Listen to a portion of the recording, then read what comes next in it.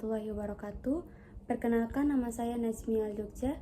NPM saya 020424111185. Kali ini saya akan membahas materi tentang fungsi non-linear pada bab 5 serta penjelasannya, yaitu fungsi non-linear yang merupakan lanjutan dari fungsi linear.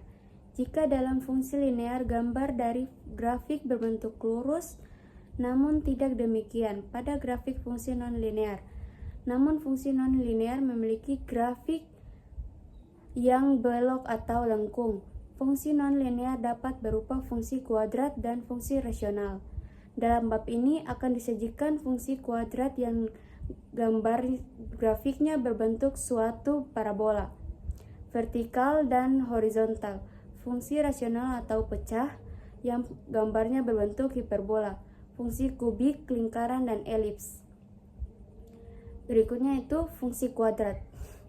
Fungsi kuadrat merupakan suatu fungsi f pada domain R yang ditentukan oleh fx sama dengan ax kuadrat tambah bx tambah c atau fy sama dengan ay kuadrat tambah by tambah c dengan abc yr dengan abc yr serta a tidak sama dengan 0, a tidak sama dengan 0.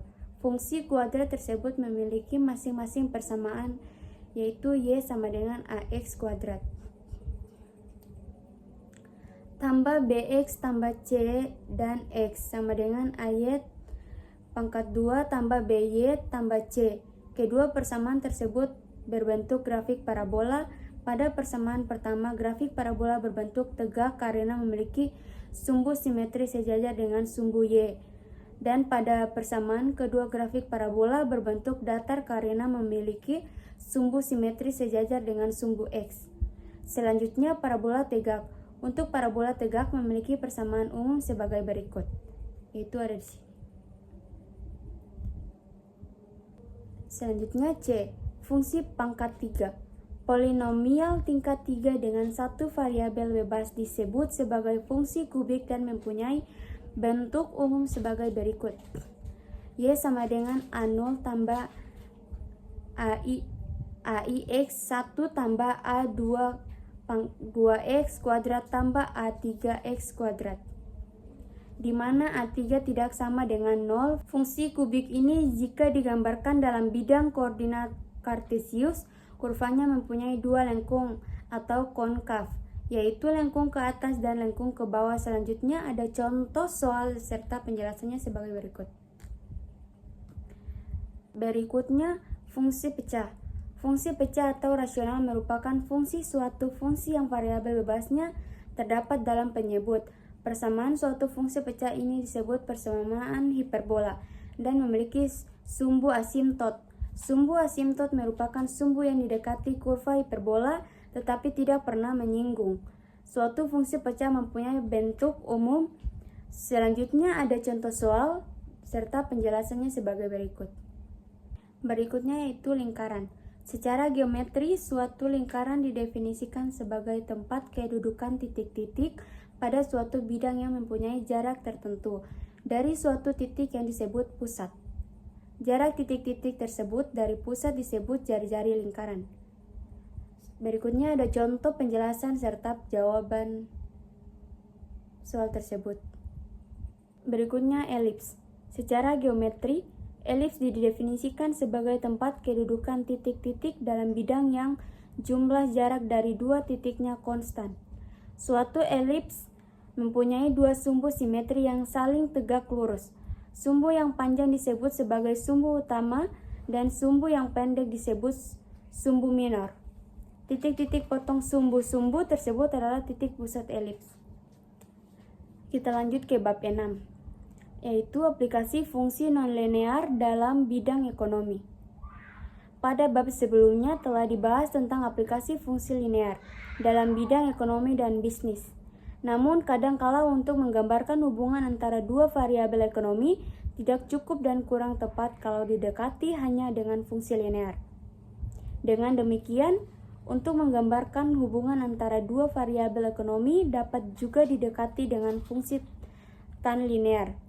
Dalam bab ini akan dibahas mengenai aplikasi fungsi tan linear dalam bidang ekonomi dan bisnis yang mencakup fungsi permintaan dan penawaran. Keseimbangan pasar yang dikaitkan dengan pajak dan subsidi. Fungsi penerimaan, fungsi biaya serta kaitannya dengan analisis pulang pokok. Kurva fungsi transformasi produk dan hukum Pareto tentang distribusi penghasilan dan lain sebagainya. B. Fungsi permintaan. Fungsi permintaan yang telah disajikan sebelumnya adalah fungsi permintaan linear, tetapi dalam bab ini akan dibahas fungsi permintaan yang non-linear, berupa fungsi kuadrat dan fungsi pecah. Berikut adalah contoh penjelasannya serta jawabannya. Selanjutnya, fungsi penawaran. Suatu fungsi penawaran disajikan seperti berikut. Q sama dengan P2 tambah 5P tambah 1. Selanjutnya ada penyelesaiannya di samping.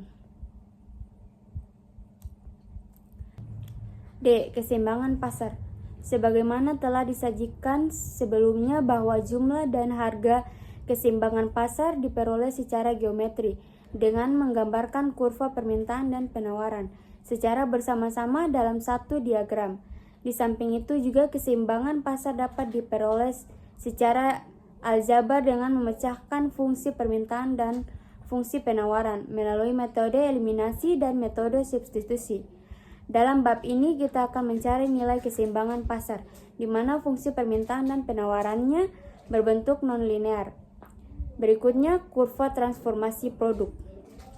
Fungsi transformasi produk menyatakan hubungan antara kuantitas dari dua jenis barang atau joint produk yang dihasilkan oleh perusahaan dengan menggunakan tenaga kerja dan bahan mentah atau material. Secara matematis, kurva transformasi produk adalah tempat kedudukan kombinasi kuantitas dua jenis barang yang dapat dihasilkan dengan masukan input tertentu. Apabila kuantitas kedua jenis barang yang dihasilkan tersebut Q1 dan Q2, kurva transformasi produk akan menunjukkan hubungan antara Q1 dan Q2 berbanding terbalik yang memiliki arti bila kuantitas Q1 ditambah maka kuantitas Q2 akan berkurang, dan sebaliknya demikian. Dalam praktiknya, banyak proses produksi industri dapat menghasilkan lebih dari satu keluaran atau output, misalnya sejenis barang tetapi dengan kuantitas yang berbeda, atau kualitas 1, kualitas 2, dan sebagainya. Kurva transformasi produk dapat berupa sebagian dari kurva parabola, elips, hiperbola, atau lingkaran yang terletak di kuadrat. 1. Berikutnya yaitu keseimbangan pasar. Sebagaimana telah dijelaskan sebelumnya bahwa jumlah dan harga keseimbangan pasar diperoleh secara geometri dengan menggambarkan kurva permintaan dan penawaran secara bersama-sama dalam satu diagram. Di samping itu juga keseimbangan pasar dapat diperoleh secara aljabar dengan memecahkan fungsi permintaan dan fungsi penawaran melalui metode eliminasi dan metode substitusi. Dalam bab ini kita akan mencari nilai keseimbangan pasar di mana fungsi permintaan dan penawarannya berbentuk non-linear. Berikut adalah contoh serta penjelasannya. Contoh soal. Berikutnya itu fungsi penerimaan total biaya dan profit. Penerimaan total dari suatu perusahaan produsen adalah hasil kali antara harga per unit produk dengan jumlah produk yang dijual. Secara matematis, penerimaan total yang dapat diformulasikan, di mana TR sama dengan penerimaan total, P sama dengan harga per unit, Q sama dengan kuantitas produk yang terjual. Jika fungsi permintaan linear menurun dari kiri atas ke kanan bawah, berarti harga P tidak tetap, maka penerimaan total TR akan berbentuk fungsi kuadrat. Jika fungsi permintaan adalah P sama dengan B kurang AQ, maka akan diperoleh persamaan penerimaan total.